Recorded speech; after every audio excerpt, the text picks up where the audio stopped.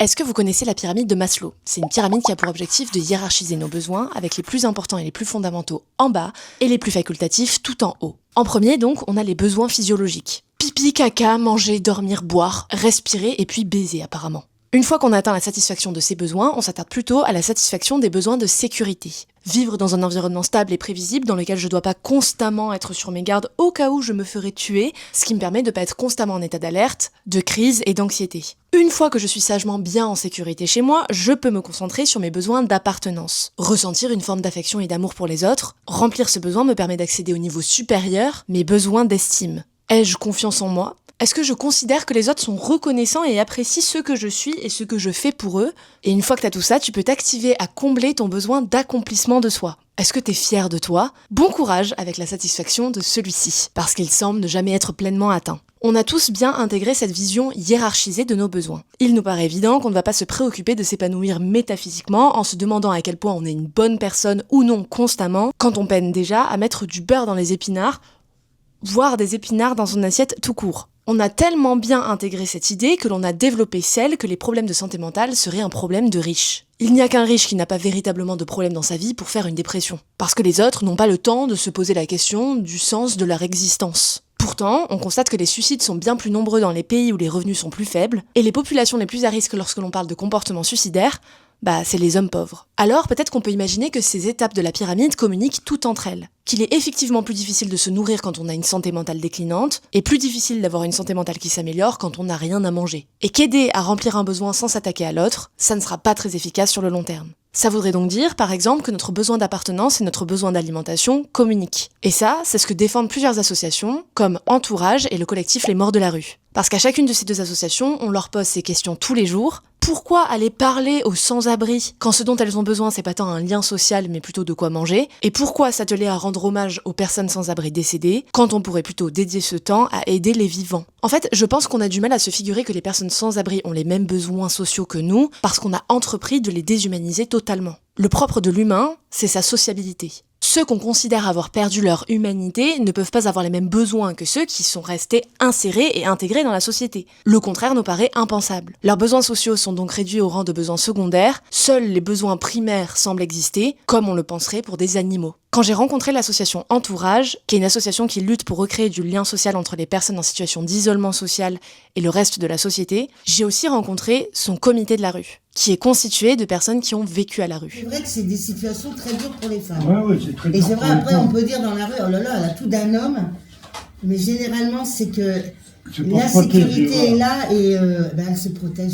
Voilà, c'est pour se protéger. Et c'est dommage parce que c'est des filles formidables. Bah oui, moi j'en ai connu, Voilà. j'étais dans des squats avec moi. On les Toi, t'es protégeait. mon pote. Je sais. Va me protéger, toi. Je sais. Oh, dis pas. Allez, on continue. Le comité de la rue, il se réunit 2 fois par mois pour co-construire des solutions concrètes contre l'exclusion. Donner leur avis sur les actions ou les campagnes de communication pensées par l'association, sur ses partenariats et ses actions de sensibilisation auprès des décideurs publics. C'est de ce comité qu'est par exemple née l'idée de ne plus parler de maraude au sein de l'association, mais plutôt de rencontres. Et oui, parce que dans le dictionnaire universel publié en 1690, il était écrit ceci. Maraud, terme injurieux qui se dit des gueux, des coquins qui n'ont ni bien ni honneur, qui sont capables de faire toutes sortes de lâchetés. Un terme dont l'usage a donc été longtemps injurieux et associé à la malice, au vol, à la filouterie. Tout ça pour dire que quand je suis venue les rencontrer avec ma caméra, le comité de la rue avait beaucoup de choses à me dire, pour que je vous les répète. Je les laisse parler parce qu'ils sauront toujours mieux parler de la rue que moi. En fait, aujourd'hui, je vais vous dire les profils des sans-abri. Les gamins de l'aide sociale à l'enfance, que moi j'ai vécu, parce que j'étais à l'ASE. Il y a le genre, ça veut dire que à mon époque, quand tu étais homosexuel ou lesbienne ou transgenre, enfin ce que tu veux, tu étais à la rue. Aujourd'hui, il y a le refuge qui les accueille. Aujourd'hui, il y a des personnes âgées avec des petites retraites. Le mari meurt, le loyer dans le privé, et il descend pas, tu te retrouves à la rue. Aujourd'hui, il y a toute la psychiatrie aussi qui est à la rue, qui à mon époque, ma mère avait des graves problèmes psychiatriques, mais à l'époque, la psychiatrie, elle tenait encore la route. Aujourd'hui, la psychiatrie, elle tient plus la route. On te fait une piqûre, allez hop, tu vas dehors. Et puis, attends, il y avait autre chose. Je voulais dire la cinquième chose. Exilés. Oui, après, il y a toute la vague migratoire que moi, je n'ai pas connue, à part celle du Vietnam et quand il y a eu la guerre du Vietnam. Mais voilà. En fait, aujourd'hui, il y a plein de profils qui sont à la rue. En 2024, il y a eu une explosion de personnes qui ont été expulsées. C'est à cause de la loi anti-squat via Monsieur Garbatchian. Alors que, je te le dis, c'est vrai, je ne le nie pas. Il y a sûrement des gens qui abusent. Ça, je ne le nie pas. Grâce à cette loi Garbatchian, il a réussi à expulser 95% de personnes qui ont eu un accident de parcours. Ça, c'est sur les gestes que vous pouvez adopter pendant l'hiver. Donc, aller à la rencontre, évidemment, demander des nouvelles des personnes, savoir si tout va bien, apporter des affaires chaudes, demander exactement ce dont les personnes ont besoin. Des produits d'hygiène, accompagner vers un abri, s'il y a une mise à l'abri, si vous savez qu'il y a un service social de proximité orienté vers le service social de proximité, ça c'est très important. Être vigilant, alerter, ça veut dire demander à la personne si elle est d'accord qu'on puisse appeler le 115 pour elle. Là, je préfère me taire.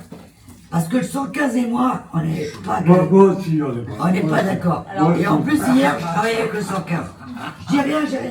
En effet, c'est des dispositifs qui sont complètement saturés en Ile-de-France, qui sont assurés par le salut social et qui sont complètement saturés. Donc les gens mettent des jours et des jours à appeler pour parfois avoir un hébergement sur un jour, une nuitée ou pas. Et c'est vraiment très difficile. Et encore.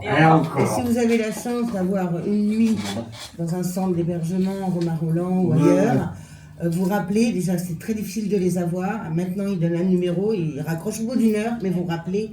Et là, si vous vous rappelez le lendemain que vous avez pu dormir à l'abri, on vous dit « Ah oui, mais hier soir, vous étiez à l'abri. » Donc, il faut que ça tourne les places. Là, actuellement, moi, je suis mise à l'abri à la mairie du 5e. On peut aller jusqu'à 3 mois. Moi, ça finit le 23 décembre.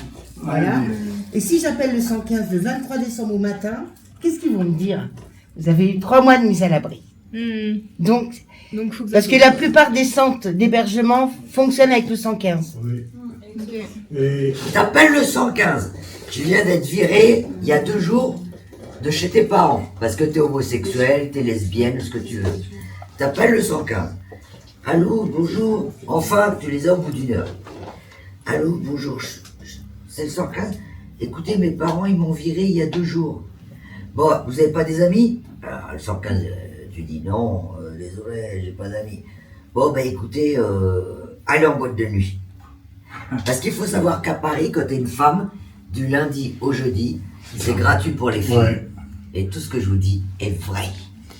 Du coup, ça demande aux personnes, en effet, de déployer des stratégies qui sont infinies. C'est-à-dire, je vais aller dans une gare, je vais aller dans un endroit, je vais me cacher, etc. Et en fait, il y a aussi beaucoup de dispositifs qui sont en place pour permettre que les gens ne soient pas visibles. Donc, en fait, voilà, c'est plein de choses comme ça, avec en plus des mises à l'abri qui sont difficiles, pas très forcément, pas sur le long terme, et donc qui insécurisent beaucoup les gens, qui font pas forcément recours, qui ont plus forcément recours à ces droits-là parce qu'elles sont un peu fatiguées. Sachez que 24% des hommes sans domicile fixe qui vivent sous une tente, parce que moi je travaille avec la protection civile, mais sur les quais de Seine, vous savez, avec le bateau, travaillent, dont 20% sont en CDI. Et 10% des personnes sans domicile fixe sont diplômées de l'enseignement supérieur. Franchement, Yann Brossa m'a dit, il n'y a pas plus tard qu'il y a 3 mois, il m'a dit, Lina, je suis horrible, c'est horrible ce que je vais te dire, mais les smicards, ils ont même plus le droit aux HLM. Véridique. Et je suis très en colère. Parce que pour moi qui me suis retrouvé, j'étais à la DAS, puis de l'État, et j'ai été expulsé de l'école à 16 ans. Et sachez qu'un enfant qui ne va pas à la rue, c'est un futur délinquant. Et après, nos politiques vont parler d'insécurité. Et là, ça m'énerve. Je m'arrête là. Il y a un truc qui m'a quand même frappé, c'est l'accent qui est mis sur l'importance du lien social par ceux qui ont vécu l'isolement, parfois la rue. J'aurais pensé que les premiers concernés auraient pu dire que le plus important c'est de manger, et que les besoins d'appartenance et d'estime de soi dont parle Maslow, c'est carrément pas leur priorité. Mais c'est plutôt tout le contraire en fait. Ceux qui font partie de ces associations, c'est souvent ceux qui ont été amenés à comprendre d'une façon ou d'une autre, peut-être souvent du fait de son manque à un moment de la vie, la raison de l'importance de ce lien social. Je pense qu'on a tous déjà vécu, à un degré ou à un autre, la souffrance de la solitude imposée, qui n'est pas choisie. Je suis arrivé chez Entourage après un... En fait, j'ai fait un AVC et j'ai passé une période où j'étais très isolé, mais par rapport à la maladie. Donc j'avais un domicile, mais j'étais complètement décalé de la société. Et Entourage, mine de rien, sans rien faire de spécial, mais par les gens que j'ai rencontrés, les activités que j'ai faites, ça m'a remis un petit peu, enfin pas que, mais ça m'a redonné le lien social, l'envie de parler. Je pense que il y a des choses qui sont évidentes.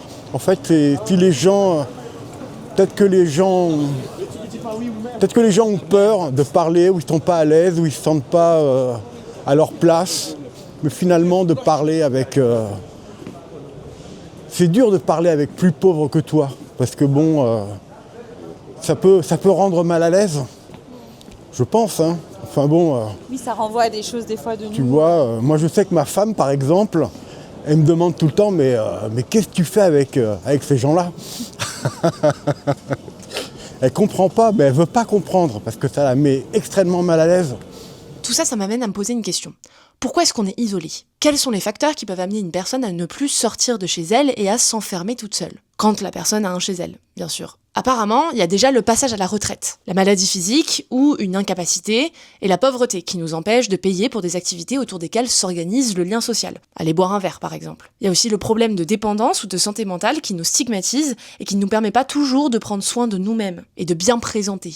Et puis, il y a la xénophobie, l'homophobie, la sérophobie, tous ces trucs qui se terminent en phobie, qui donnent aux autres des prétextes pour vous isoler et à vous des raisons d'anticiper voire d'éviter la prochaine interaction sociale. Dans le cadre de cette vidéo, j'ai rencontré plusieurs personnes et parmi elles Paul. Et lui, il m'a présenté une cause de l'isolement qui semblait toutes les lier entre elles. S'isoler, c'est déjà un moyen de se punir quand on est convaincu que l'on ne mérite pas le monde extérieur. Ou que le monde extérieur nous a convaincus que l'on ne le mérite pas. L'été dernier, et c'est à ce moment-là que j'ai rencontré Paul, le collectif Les Morts de la Rue m'a proposé de me joindre à eux pour une action dans les rues. Taguer une rose sur le mur ou le trottoir à chaque endroit de la ville de Paris où une personne sans domicile fixe est décédée. Ou plutôt, comme le collectif préfère les appeler, des personnes sans chez soi. Parce qu'encore une fois, l'idée derrière le besoin d'avoir son propre logement, c'est pas seulement d'avoir un toit au-dessus de la tête, que ce soit celui d'une chambre d'hôtel ou d'un gymnase, mais plutôt d'avoir un endroit que l'on considère vraiment être une maison à nous, où l'on peut se sentir bien dans toute son intimité, dans un confort qui nous permet d'être vulnérable comme on ne peut pas se permettre de l'être à l'extérieur. Bref, j'y suis allée et j'ai filmé, et j'ai été accompagnée pendant toute cette soirée par Paul.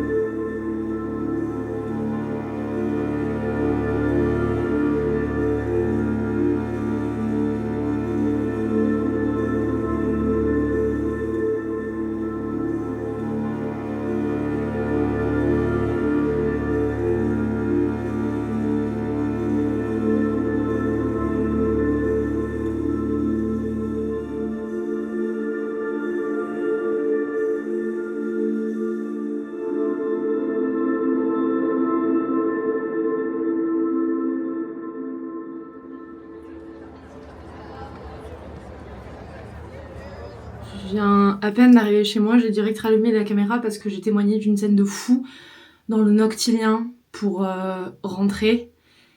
Et genre, c'est tellement lunaire parce que ça représente tellement la déshumanisation et la normalisation de la violence vis-à-vis des personnes sans abri. Genre, je suis dans le Noctilien, il y a des gens à l'avant, il y a des gens à l'arrière, et il y a un mec qui s'avance et qui va voir le chauffeur à un arrêt pour lui dire il y a un mec, un SDF dans le bus qui sent mauvais. Et là il y a plein de mecs qui commencent genre à dire ouais il sent mauvais, il pue de fou, il pue de fou et tout, c'est irrespectueux pour ton bus. D'accord. Donc le chauffeur finit par se lever, il demande à un mec assis à droite de partir et de quitter le bus, et le mec assis lui dit pourquoi est-ce que je devrais quitter le bus, j'ai rien fait de mal. Et le mec lui dit pour des raisons de sécurité, monsieur, vous sentez trop mauvais. Je savais pas que l'odeur était un danger à ma survie, d'autant plus que c'était une odeur que je sentais pas à l'avant du bus, et comme quoi il suffisait de faire moins la chochotte, ou au pire de se déplacer de la façon la plus respectueuse possible. Et le chauffeur de bus finit par dire « Attends, mais c'est lequel ? C'est lui ou c'est lui ?» Ouais, parce qu'ils étaient deux, sans chez soi, au fond du bus. Et donc, si c'était pas l'un, c'était nécessairement l'autre. Mais en fait, que ce soit l'un ou l'autre, on s'en fout un peu, parce que c'est quasiment la même personne, vu que c'est pas tant une personne que ça. Voilà, donc il y avait un peu le combiné de tout. Et en fait, en se rendant compte que il se tapait l'affiche, le chauffeur de bus a juste décidé de demander à ni l'un ni l'autre de sortir. Et donc, il y a un autre type qui a trouvé rien de mieux, et qui trouvait ça extrêmement drôle d'ailleurs, que de prendre son gros déo et de le bombarder avec des gestes très très très larges et théâtraux de déo, l'intégralité de son déo en fait, dans l'habitacle du bus. Voilà, donc il a failli m'intoxiquer avec les vapeurs dégueu de son produit chimique, hein, on va pas se mentir. Mais voilà, c'est ouf ce parallèle-là. Ce parallèle de genre personne qui en vrai se met dans une situation d'inconfort et une situation de fatigue et potentiellement une situation de troubles légaux pour oser humblement mettre un tout petit peu l'emphase sur la violence que les personnes sans abri rencontrent. Et d'autres personnes qui, pour le bien de leur petit confort, sur 2 arrêts de métro dont ils se souviendront plus dans 2 heures, vont aller manquer de respect et littéralement chier sur une personne qui n'a pas de logement pour aller poucave auprès du chauffeur de bus afin de le faire dégager. C'est-à-dire que tu penses pas au fait que pour ton petit arrêt, tu vas peut-être empêcher un mec de dormir quelques dizaines de minutes de façon un peu paisible et un peu au chaud dans un bus. Tu penses qu'à ta gueule. Voilà. En fait, ce qui m'a frappée dans ce moment, c'est la facilité qu'on a à déshumaniser les personnes en situation de pauvreté. Je crois que c'est même un réflexe pour nous, qui est naturellement provoqué par notre peur que ça nous arrive aussi. Croiser une personne sans chez soi, ça nous ramène à tous les attendus de performance que la société fait peser sur nous, et aux risques auxquels on sera exposé si on ne les atteint pas. Ils et elles nous rappellent, par leur simple existence dans la rue en fait, que tout peut s'effondrer, qu'on est à un accident de la vie de basculer et qu'on est toujours plus proche de tomber dans le sans-abrisme que de devenir un millionnaire qui se la coule douce à Saint-Tropez. Pendant la rencontre nomade que j'ai faite avec Entourage, on a rencontré un homme sans domicile fixe qui nous a raconté une partie de son histoire. Il venait du Portugal et ça faisait une dizaine d'années, je crois, qu'il était en France. Et il avait perdu son travail il y a 2 mois à cause d'un licenciement économique. Il était certain qu'il allait rebondir et surtout, il se disait fier de ne jamais avoir demandé d'aide à sa famille. Pour lui, l'honneur, c'est plus important que le confort d'un domicile. Encore une preuve que le besoin d'accomplissement personnel prévaut souvent à celui de vivre dans des conditions dignes. Sa déshumanisation des personnes sans abri, je trouve qu'elle est parfois frontale, des insultes, des violences, et parfois extrêmement tacite.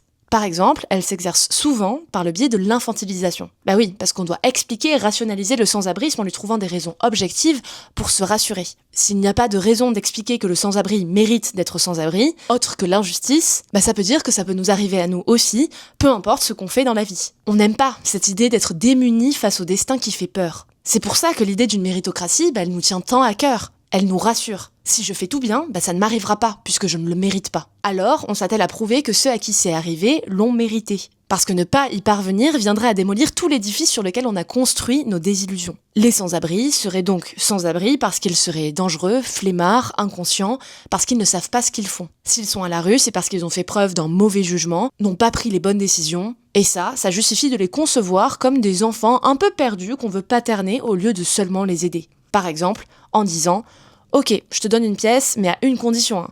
Tu t'achètes pas de clope ni de cigarette avec. » Nous, on a ce truc de dire que les personnes ont le droit de choisir ce dont elles ont besoin. Donc on ne remplace pas leurs besoins, on ne choisit pas ce à quoi ils répondent. On crée simplement du lien social, c'est pour ça qu'on parle là-dessus, c'est qu'on dit, en fait on discute avec les gens, on comprend leurs besoins et en fonction de ça, on va répondre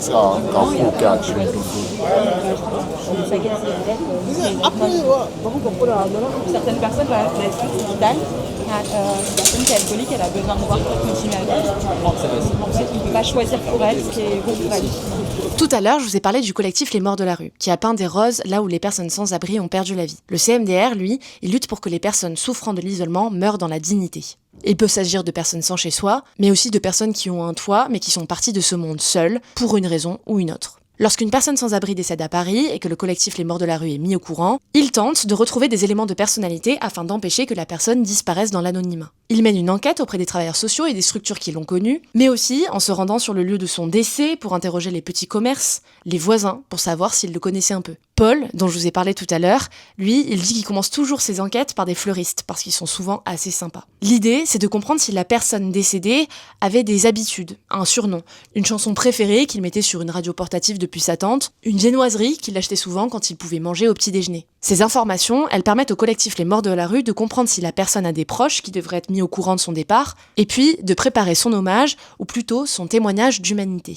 Oui, parce que les bénévoles sont pas tous à l'aise avec l'expression d'hommage. Sont-ils vraiment en position de rendre hommage à celui qui leur était inconnu ? En tout cas, ce témoignage d'humanité, c'est l'occasion, au moment de l'enterrement, de lire un discours, un poème, d'écouter une chanson qui permet de réinscrire la personne partie seule dans la communauté, la reconnaissance, lors de sa dernière cérémonie. Quand j'en parle autour de moi, la première question qui vient, c'est souvent celle-ci. Pourquoi s'occuper des personnes sans abri qui sont parties, plutôt que de dédier ses efforts à ceux qui sont encore là ? J'ai fini de trouver une réponse à cette question le 20 mai, lorsque je me suis rendue à l'hommage annuel aux morts de la rue. Manjit, 69 ans, le 12 février à Melun. Hey, dit Makemo ou Inaro, 52 ans, le 13 février à Pirae. Ali, 39 ans, le 6 avril à Sainte-Geneviève-des-Bois. Pierre-Yves, 59 ans, le 16 février au Mans. Colin, 74 ans, le 16 février à Paris 20e.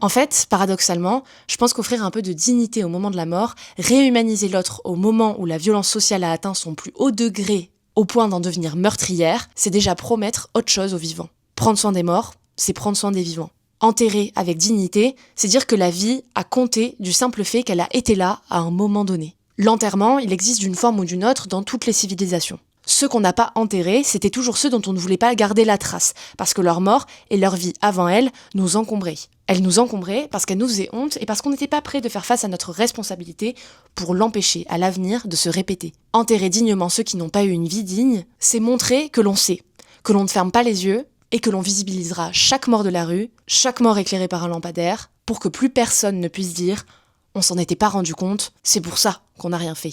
Moi, je suis membre du collectif des morts de la rue. Ma mère, elle était SDF. Moi, je suis devenue SDF. En fait, le collectif des morts de la rue, ça sert à quoi ? C'est recenser toutes les personnes qui sont mortes dans la rue. Il y a un collectif qui existe à Bruxelles, il y en a un qui existe à Marseille, il y en a un qui existe à Paris.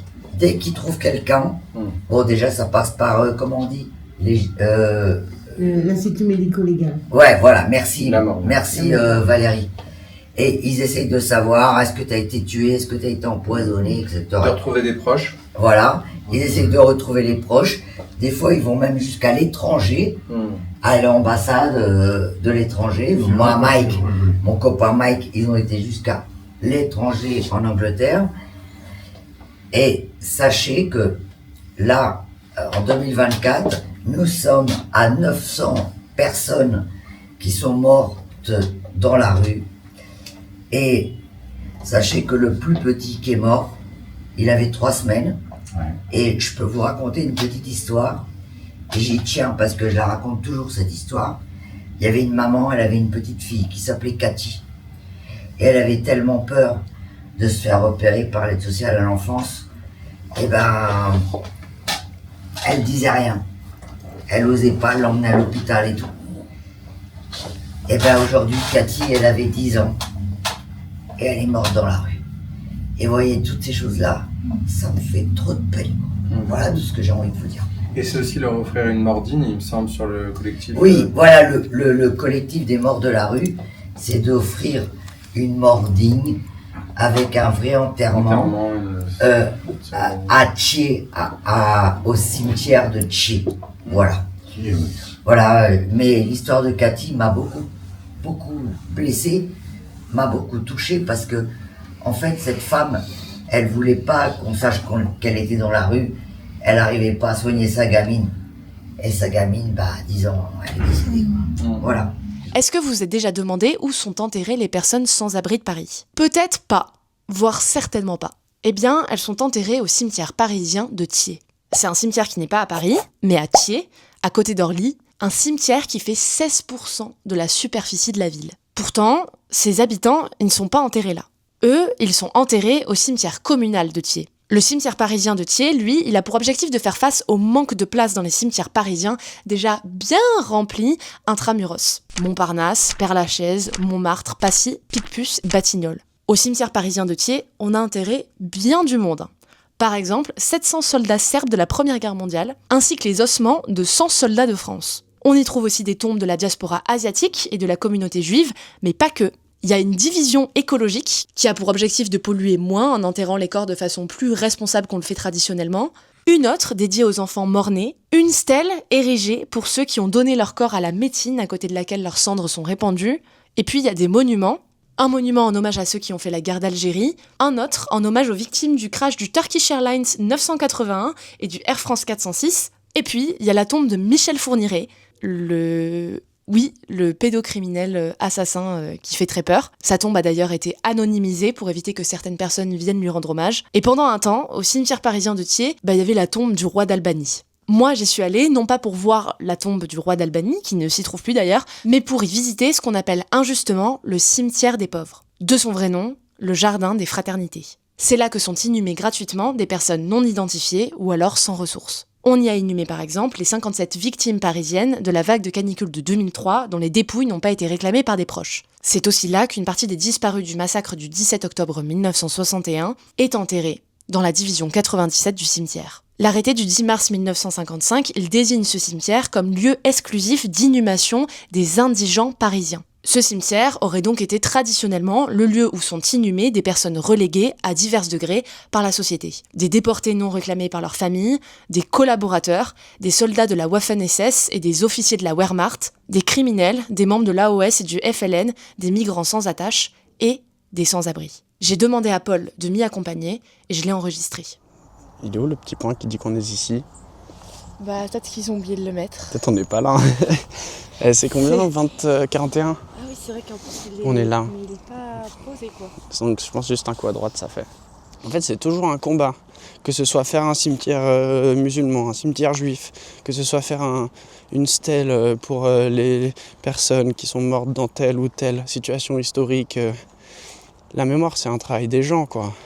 Ce serait assez illogique en fait que l'État gère la mémoire des morts de la rue, par exemple, vu que si on réfléchit structurellement, il y a une petite part de responsabilité quoi, dans le lot.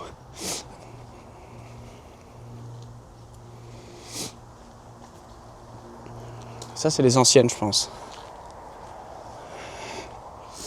Quand j'étais pas, je devais avoir 13 ans, 12, 13, 14 ans plutôt, 13-14 ans. Et je traînais dans la rue avec des gars de la rue, quoi. Je parlais un peu en rentrant des cours, je zonnais un peu le soir et tout.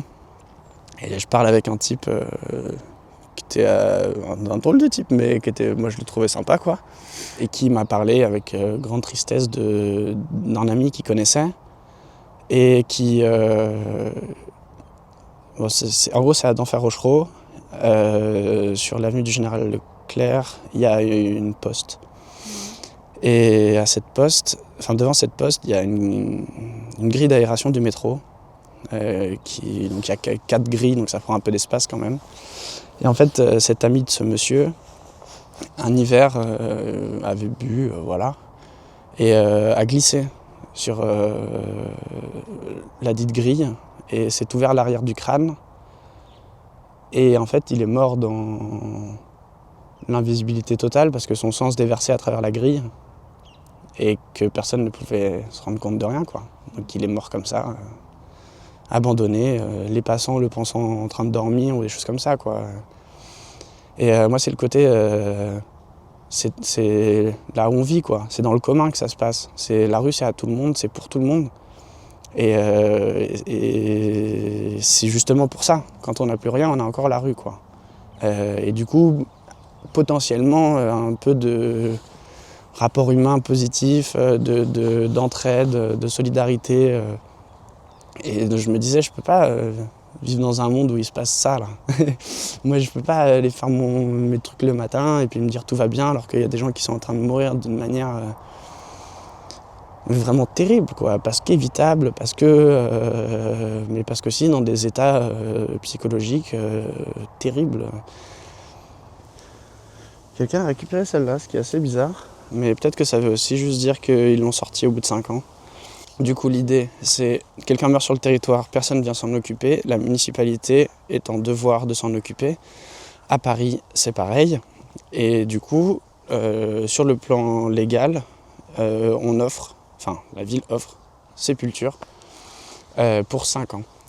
Donc au bout de 5 ans, la ville n'est plus en devoir légal de s'occuper du dernier espace des gens, quoi. Et donc, on les sort. Et on les met où? Dans un ossuaire. Normalement, il reste que les os. Et je dis bien normalement.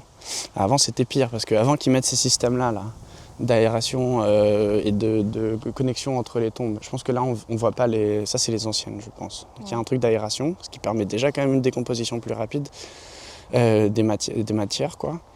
Mais il y a aussi des systèmes où les tombes sont reliées. Et donc ça, c'est pour augmenter cette vitesse de dégradation, avec pour objectif notamment quand même qu'au bout de 5 ans, on ne se retrouve pas à devoir déterrer des bouts de chair en plus des os, quoi. Mais il faut penser l'espace. Il y a une quantité affolante de gens qui meurent. Et si on considère que là, il y a quoi? Il y a 2 mètres sur 1 mètre et quelques comme espace à prendre par personne, par seconde. C'est pour ça qu'on fait Enfin, c'est pas que pour ça, mais c'est aussi une des raisons pour lesquelles il y a des caveaux de famille. Et comme ça, ça peut rester dans un petit cimetière de village. Les millénaires passant, on peut rester sur la même taille de cimetière. À Paris, c'est impossible. C'est pour ça aussi qu'il y a des cimetières parisiens en banlieue, notamment ici. Il y en a aussi à Bagnolet, je crois, et je veux pas dire de bêtises, donc je m'arrête là, mais... Parce que le Père-Lachaise, c'est beau, mais c'est très rempli. Et puis c'est aussi rempli par des gens, des stars. Et en gros, tu vas pas retirer leur tombe à eux pour mettre la tombe des nouveaux, quand même. C'est l'histoire de la France, c'est ça la mémoire. Et du coup, il faut un autre endroit. Et voilà, parce que je sais plus exactement combien ça coûte, mais ça se fait en milliers d'euros, les places en cimetière. Plus le cimetière est renommé, entre guillemets, plus il y a des problématiques d'ordre financier qui rentrent en jeu, quoi. Et ça, voilà, ça c'est l'espace pour la suite. Parce que le but, c'est pas que ça cesse. Le but, c'est juste qu'on trouve de l'infrastructure pour gérer. Il faut s'imaginer qu'il y a 20 ans, 25 ans, déjà, il n'y avait pas forcément ça. Les carrés communs, il n'y avait pas forcément. Puis surtout, c'était que des numéros. Aujourd'hui, tu peux voir, il y a une plaque par personne. Donc c'est un marché public, comme toujours. Et du coup, elles sont faites une fois tous les 6 mois ou un peu moins, je sais plus. Ils les font par grosse commande, entre guillemets. Et c'est pour ça qu'il est probable qu'on voit des tombes qui ont pas encore, qui portent pas encore le nom et les dates des personnes qui y sont enterrées. Il faut s'imaginer aussi que, aucun blâme sur les travailleurs, parce que de toute façon, on oubliera même ici de parler de leurs conditions de travail, mais il y a une époque, il y a une vingtaine d'années, où les employés municipaux pouvaient creuser un trou, mettre deux corps, quoi. Et bon, ça c'est pas excellent, quoi. Et ça, c'est les morts de la rue qui ont pas mal un peu combattu ça. Ils faisaient ça en bleu de travail. Donc il n'y avait pas eu aucune part du cérémoniel. Et évidemment, les personnes mortes sous X, mortes en situation de rue, d'isolement social, quoi, étaient enterrées dans un calme plat. Donc aujourd'hui, il y a des gens qui essaient de faire des trucs pour ça. Et il y a quelque part une forme de dignité, enfin, je sais pas, moi je les trouve belles, c'est tout.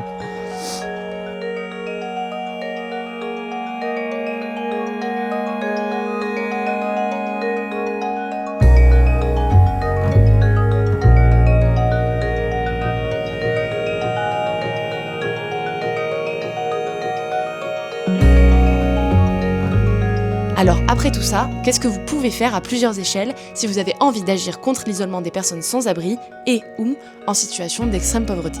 Alors niveau 3, ça c'est pour les experts, s'engager auprès d'une association. Entourage, le collectif Les Morts de la Rue ou une autre, en donnant de son temps ou de son argent ou les deux. Les informations pour prendre contact avec Entourage et le collectif Les Morts de la Rue seront en description de cette vidéo. Ensuite, niveau 2, intermédiaire, je vous laisse avec ce conseil de Linda du comité de la rue d'Entourage. Vous allez à la mairie de Paris. Vous prenez ce qu'on appelle le guide de solidarité. Ayez-le tout de suite, toujours dans votre sac. Alors si ça ne vous intéresse pas, ne le faites pas. Mais grâce à ce guide, parce qu'il faut savoir qu'il y a plein de sans-abri qui n'ont pas de portable. Mais au moins, avec le papier, tu peux leur donner. Mais je veux dire, voilà, ayez toujours, si vous voulez vraiment, ayez toujours ce guide. Et il y a toutes les adresses. Voilà ce que je voulais dire. Et puis, niveau 1, pour les novices, changer le narratif avec des petits gestes du quotidien. Pensez à avoir des pièces sur soi et au moins donner un regard, un sourire, éviter certaines expressions comme clochard. Et puis, faire attention à la façon dont on parle, des autres et aux autres. Se renseigner pour s'éduquer sur le sujet, mieux communiquer et mieux voter.